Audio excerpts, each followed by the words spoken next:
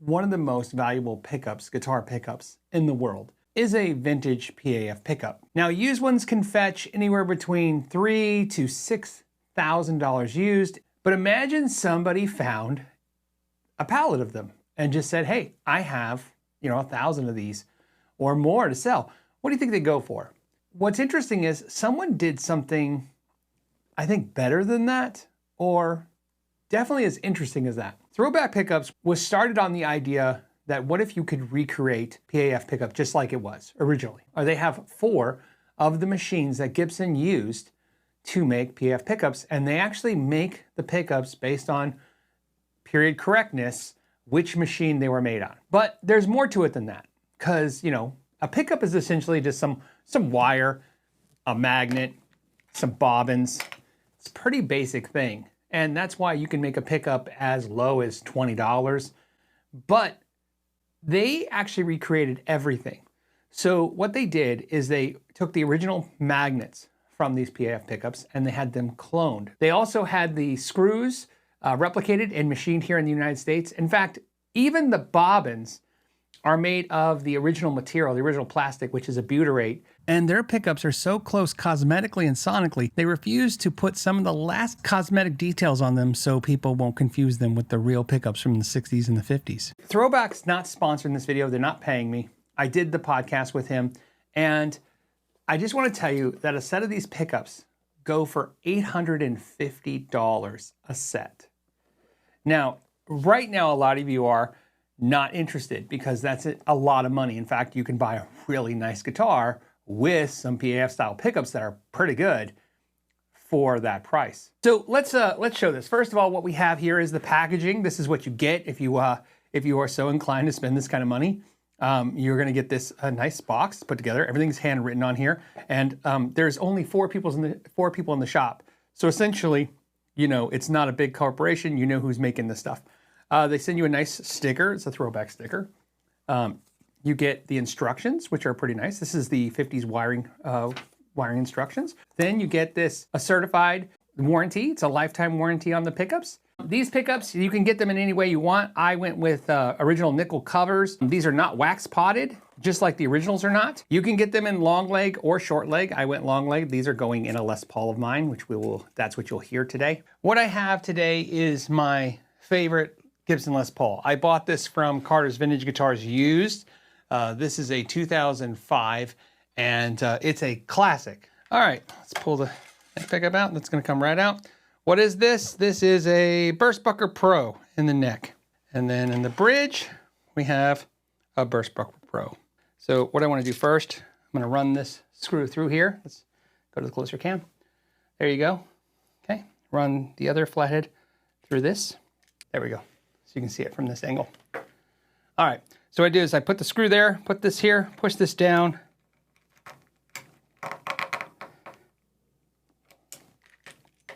And I do that so that much sticks out. So how easy it's going to be in a second. Same thing with this one. Take the spring, make sure to hold on to it because it will pop out very easy. Okay, so now look how fast that is. All right, so now let's go ahead and install the pickup into the ring. You'll see how easy this is. So we want the taller side towards the back, which will be the screws. Just move those out of the way. And we need a new screwdriver. Turn it. It'll thread right through. Once it's threaded through, you can just let go of the spring, like so. Do the other side, same thing. This makes your life so much easier, as you can see. And okay. All right, so something to be aware of, you don't want to install the bridge pickup first because you're going to run the wire from the neck pickup through the Les Paul body. So like so. So you just get these ready. Some of you are going to ask probably, do you trim off the excess wire or do you keep the wires long? It depends. If it's really obnoxiously long, I'll leave it.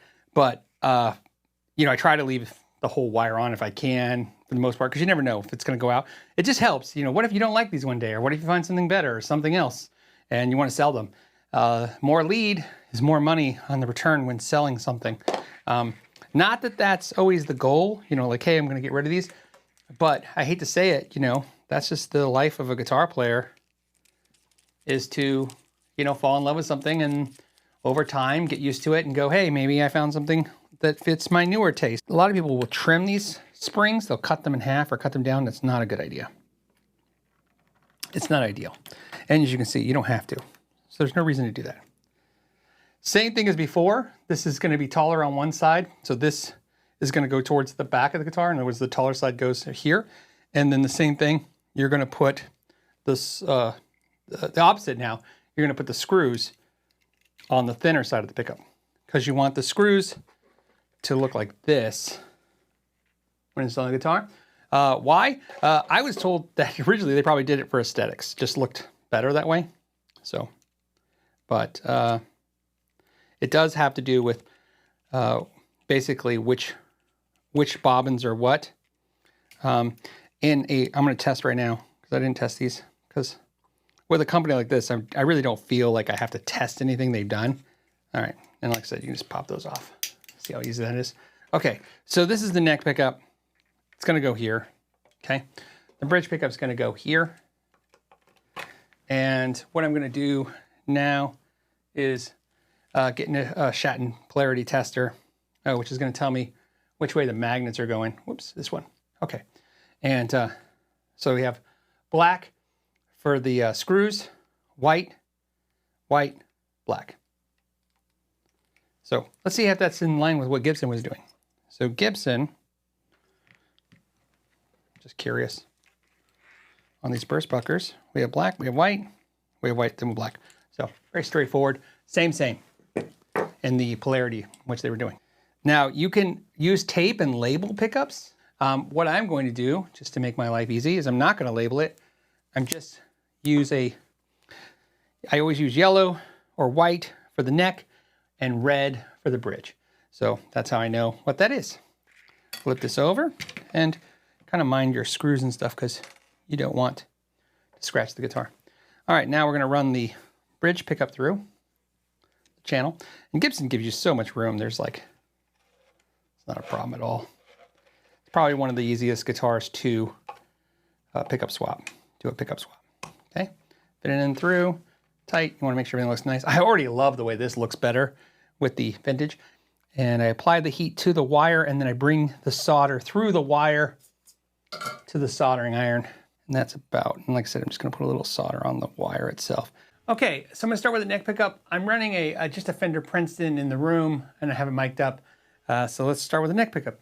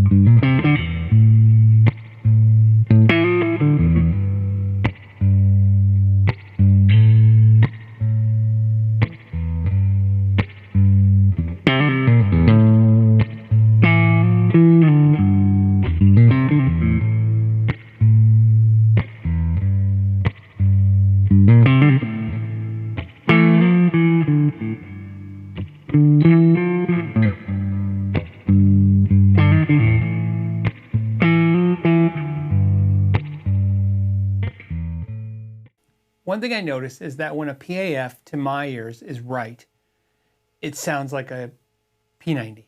It's got that same kind of, real top-end, clean, single coil tone, just no noise. In fact, it's almost like the ultimate P.A.F is just a noiseless P90, in my opinion. The neck does not sound dark like it used to sound. It used to sound really extremely dark in this guitar, but I liked it. So I don't want you to think like, oh no, that was horrible and this is great. No, that was great. But there's just a clarity to this that I really like. So let's go to the bridge, because that's what I really didn't love about the other pickup. So.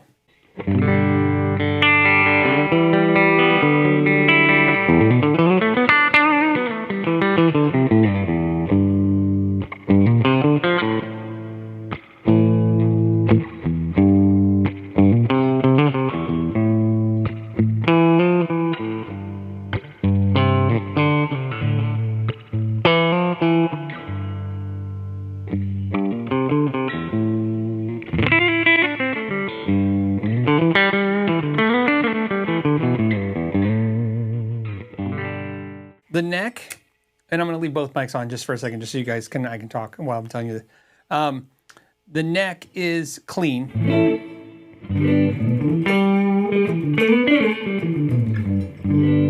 But the bridge sounds, they're very balanced.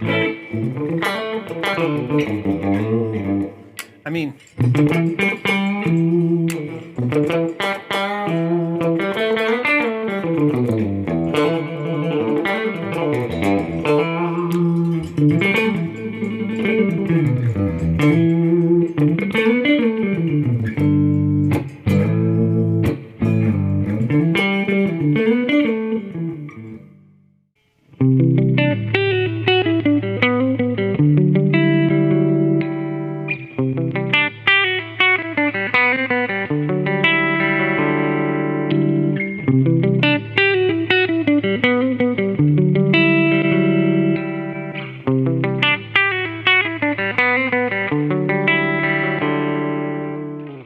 something I want to share is, you know, I just can't tell you like, wow, these are so amazing. All pickups now are junk. They're just not that way. There's so many great pickups out there. I like P.A.F style pickups. I mean, I think the Mules by Bare Knuckles are great. The 59s by Seymour Duncan are great. The P.A.Fs by DiMarzio are great. You know, I like the 57 Classics by Gibson. I like the 5708s and the 5909s from PRS. All those are good pickups. But yeah, if you're arguing, are these better? I don't know if they're better. There's definitely more clarity happening here, to the point where, I mean, at least I can identify what they're talking about. They're saying that, you know, basically all these components are exactly this way. I mean, it's really good.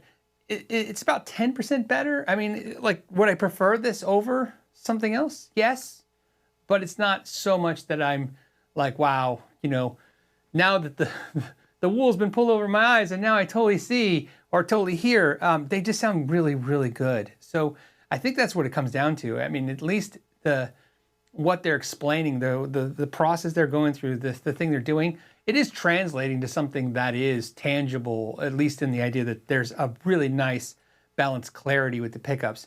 So let's go ahead and let's play the overdrive. I'll start with the bridge.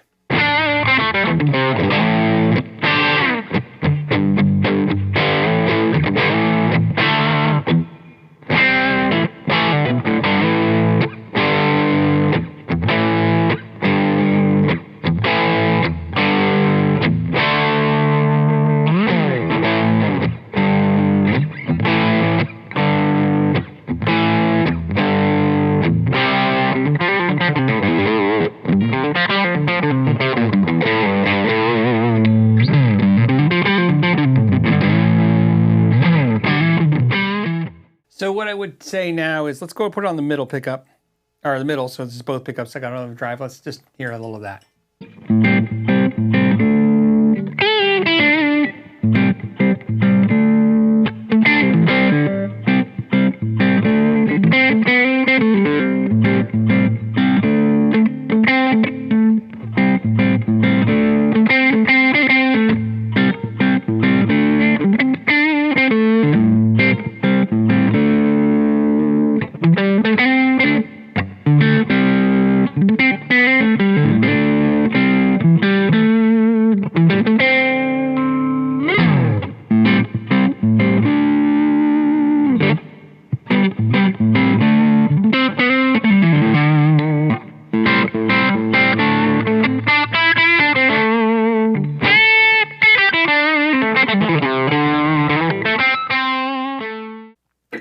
I'm a fan. It's great. I will tell you a video that you might want to check out is the Doug and Pat show. They did a review of the ThrōBak pickups, and they did all three of the ThrōBak pickup P.A.F magnets, the 2, the 4, and the 5. This is an Alnico 5 magnet, if I didn't tell you guys that before. You can get this in the Alnico 2. The Alnico 2, to me, would probably sound a little darker than this. All right, so there you have it. Those are the ThrōBak pickups. And let me know in the comments what you guys think. I mean, it's they're very nice. And I mean, just this super crazy expensive. But I guess if you're looking for something exactly like this, then at least it exists for you. And that's what's great, because I mean, they're nice. Okay, so on that note, I want to thank you guys so much for your time. Till the next time, know your gear.